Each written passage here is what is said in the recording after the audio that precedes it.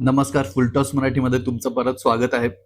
तिसरी one day संपलेली आहे अफगाणिस्तान वर्सेसची आणि शॉकिंग आणि मला खोटं ठरवणारी न्यूज म्हणजे प्रसिद्ध कृष्णानी जी बॉलिंग केली आहे ती 5 विकेट घेतल्यात. त्याचं पहिलं फायफर आहे त्याच्या ओडीआय करिअरमधलं आणि मला खरंच खोटं ठरवलंय त्यांनी. म्हणजे यातून कळून आलं की तो किती चांगली बॉलिंग करू शकतो.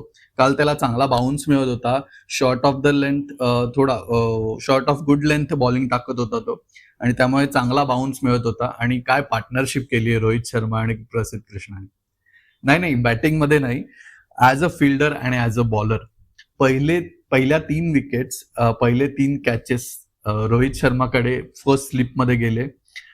थोडी may be you can say second slip also आणि प्रसिद्ध कृष्णाच्या बॉलिंगवर त्या विकेट्स मिळाल्यात.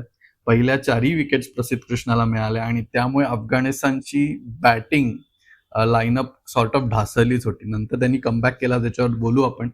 पण जो काय इम्पॅक्ट केलाय प्रसिद्ध कृष्णाने, त्याला स्विंग सुद्धा मिळत होता काल व्यवस्थित. सो मला म्हणजे असं म्हणायचं की त्याला आपण सुरुवातीला म्हणजे पहिल्या ओव्हर्समध्ये का बॉलिंग देत नाही.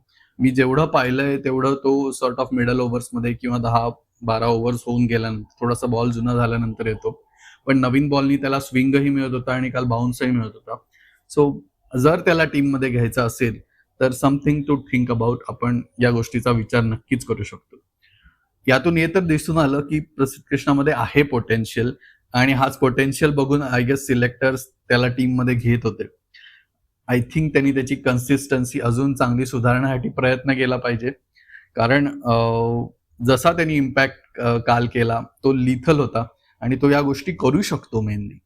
सो आय होप पुढे जाऊन अशाच कन्सिस्टन्सीनी किंवा अशाच इम्पॅक्टनी तो बॉलिंग करेल. मला त्याच्या विरुद्ध काहीच नाहीये, नथिंग पर्सनल. बट त्याच्यावरची टीका यासाठीच होती की जेवढ्या रन्स तो लीक करतो आणि जेवढ्या विकेट्स तो घेतो त्याच्यात खूपच तफावत होती आणि काल ती दिसून आली नाही. काल त्यांनी खूप सुंदर परफॉर्मन्स दिला. सॉर्ट ऑफ भारतासाठी तो मॅन ऑफ द मॅचच ठरला पाहिजे.